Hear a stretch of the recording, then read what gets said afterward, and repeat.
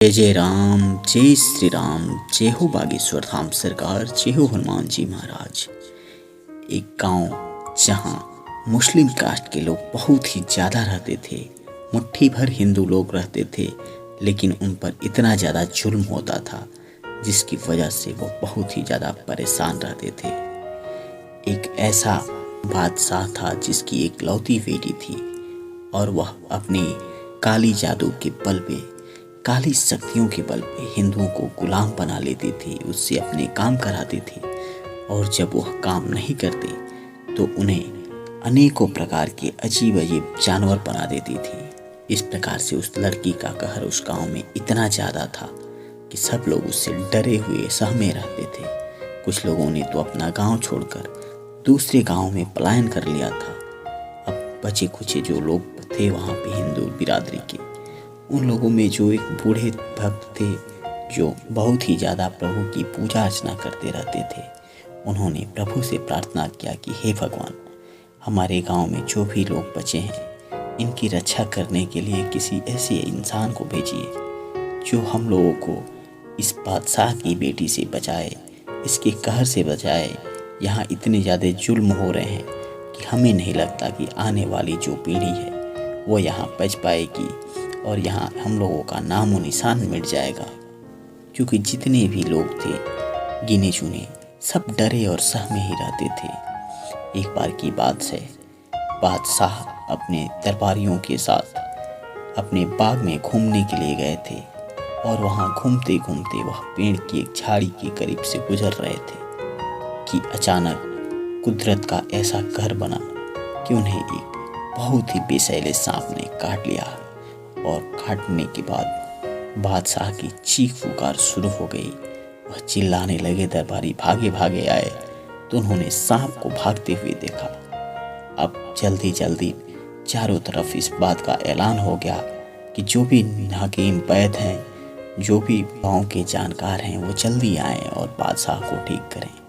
देखते ही देखते राज्य में एक से बढ़कर एक जितने बड़े बड़े नीम हकीम वैद्य थे सब पहुंच गए और सब ने राजा का इलाज करना शुरू कर दिया। लेकिन किसी से राजा का सफल इलाज नहीं हो पा रहा था। सारे लोग परेशान होते जा रहे थे क्योंकि जो सांप का विष था राजा के शरीर में बहुत ही तेजी से फैलता जा रहा था और बादशाह परेशान होते जा रहे थे। धीरे धीरे बादशाह का पूरा शरीर ही नीला पड़ने लगा। तभी भगवान का एक ऐसा करिश्मा हुआ जिसको देखकर सब लोग दंग रह गए। एक बागेश्वर भक्त जो उसी दिन उस गांव में प्रवेश किए थे, वो भी उस रास्ते से गुजर रहे थे कि लोगों से बातचीत करते हुए उन्होंने सुना कि बादशाह को एक विषैले सांप ने काट दिया है और कोई उसका विष दूर नहीं कर पा रहा है। बादशाह का पूरा शरीर नीला पड़ता जा रहा है। यह सुनकर बागेश्वर भक्त भी उस बादशाह के महल की तरफ बढ़ गए। जब वो दरवाजे पे गए तब उन्होंने दरबारियों से कहा कि उन्हें अंदर जाना है और उन्हें बादशाह को देखना है। दरबारी इस भक्त को फटे पुराने कपड़े में देखकर उन्हें अंदर नहीं जाने दे रहे थे। बोल रहे थे, तुमसे बहुत बड़े बड़े लोग आए और बादशाह को ठीक नहीं कर पाए तो भला तुम जाकर क्या कर लोगे। उस भक्त ने उन दरबारियों से प्रार्थना किया कि यदि अपने बादशाह का सलामत चाहते हो वो जिंदा बच जाएं तो हमें अंदर जाने दो। दरबारियों ने यह खबर भेजी तो अंदर से बुलावा आ गया कि ठीक है, जो भी है उसे आने दिया जाए। जब ये भक्त अंदर जाकर देखे तो बादशाह का वह पैर पूरी तरह से नीला पड़ गया था। वह बादशाह के पैर के पास जो निशान था सांप के काटने का, उस जगह पर जाकर वहाँ पर थोड़ा सा उन्होंने थूक दिया और अपनी दिव्य शक्ति के बल पर उसमें इतना ज़्यादा शक्ति भर गया कि जिससे कि बादशाह का पैर ठीक हो जाए। जैसे ही उन्होंने बादशाह के पैर पर थूका कि वहाँ तमाम दरबारियों ने उन्हें पकड़ने की कोशिश की, लेकिन वो थूक कर वहाँ से निकल गए। बादशाह की वह बेटी वहीं पर खड़ी थी। वह खड़ी खड़ी सारे नज़ारे देख रही थी। बादशाह ने अपने एक मंत्री को आदेश दिया कि वह उस थूक वाली जगह को साफ करे, लेकिन मंत्री ने जैसे ही उस थूक की जगह को साफ करने की कोशिश की तब तक उसका असर होना शुरू हो गया था और देखते ही देखते बादशाह का पैर जो पहले नीला पड़ गया था वह धीरे धीरे अपनी ठीक अवस्था में आने लगा और देखते ही देखते बादशाह ठीक होकर उठकर बैठ गए। उनकी तबीयत बिल्कुल ही अच्छी हो गई थी। बादशाह को लोगों ने बताया कि अभी आपके पास एक भक्त आया था और उसने आपके पैरों पर थूका और उसके बाद से ये जो करिश्मा हुआ जिसकी वजह से आप ठीक हो गए।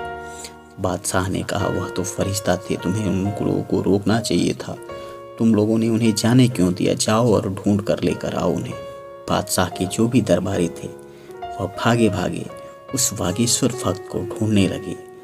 जब उन्होंने जंगल में जाकर देखा तब वह प्रभु की भक्ति में लीन थे।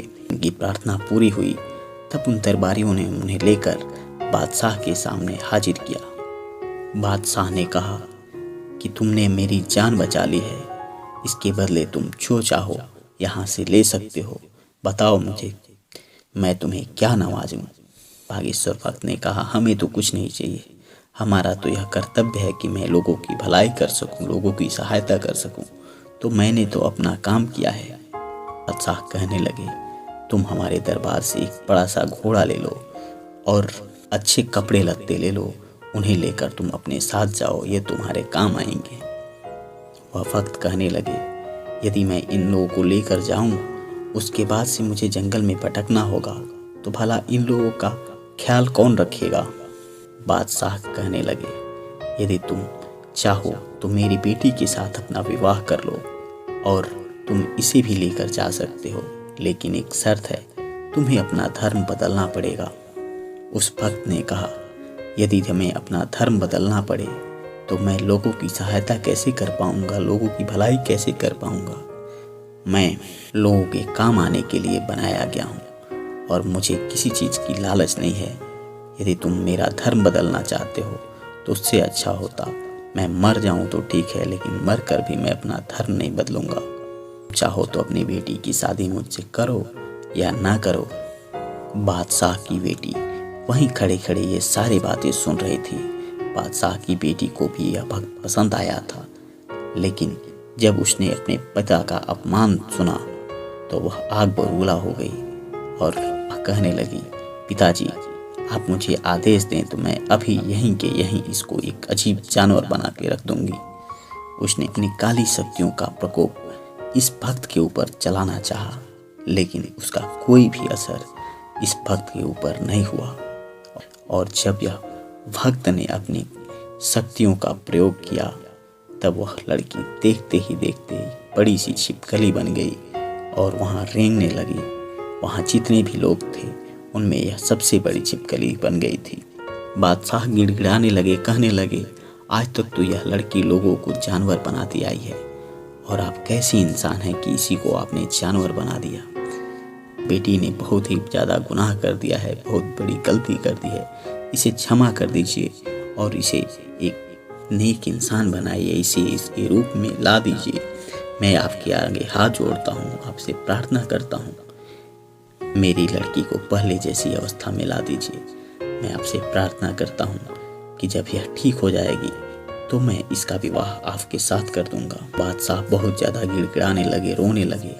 तब उस भक्त ने अपना फिर से शक्ति प्रदर्शन किया और देखते ही देखते वह छिपकली फिर से एक खूबसूरत लड़की में तब्दील हो गई और वह इस भक्त के पैरों पर गिर पड़ी और कही, मुझसे क्षमा कर दीजिए, मुझसे बहुत बड़ी गलती हो गई। आज तक मैंने बहुत सारे गुनाह किए हैं, बहुत सारे लोगों को जानवर बना दिया, लेकिन जब मैंने जानवर खुद बना तो पता चला कि कितना कष्ट है, कितना तकलीफ है। मैं आपसे विवाह करना चाहती हूँ, मैं अपना धर्म छोड़ दूंगी, मैं आपके धर्म में आ जाऊंगी। उस भक्त ने कहा, तुम्हें अपना धर्म छोड़ने और धर्म बदलने के लिए कोई दबाव नहीं है। तुम्हारा कोई धर्म नहीं होता है, लड़कियों का कोई धर्म नहीं होता है। वो जिस धर्म को स्वीकार कर लें वो उसका धर्म हो जाता है। मुझे आप लोगों से बस इतना ही चाहिए कि आप लोग यहाँ बचे जो भी हिंदू भाई लोग हैं उन पर कोई जुल्म न करें, उनको कोई गुनाह न करें, ना ही उनको धर्म परिवर्तन करने के लिए उत्तेजित करें, उन पर किसी प्रकार का कोई दबाव नहीं डाला जाए। बादशाह ने कहा, हे बाबा, आज के बाद से यहाँ कोई किसी पर कोई जुर्म नहीं करेगा और जो भी लोग हैं चाहे तो वह स्वेच्छा से हिंदू बन सकते हैं। इस प्रकार से बादशाह ने अपनी बेटी की शादी उस भक्त के साथ कर दी और सारे लोग देखते ही देखते भक्त की धुन में रम गए और सब लोग प्रभु का ध्यान करने लगे, पूजा पाठ करने लगे। इस प्रकार से उस जगह पर फिर से एक बार प्रभु का गुणगान होने लगा और सारे लोग हिंदू धर्म को अपना लिए थे, लोगों की भलाई करने का काम करते, लोगों की सेवा करते। इस प्रकार मित्रों, ये कहानी यहीं समाप्त हो जाती है। यदि आपको कहानी अच्छी लगी तो अपने मित्रों यारों के साथ जरूर साझा करें और प्रभु के सच्चे भक्त हैं तो कमेंट बॉक्स में जय जय राम, जय श्री राम, जय हो बागेश्वर धाम सरकार लिखना ना भूलें। आप सभी पर प्रभु की कृपा बनी रहे।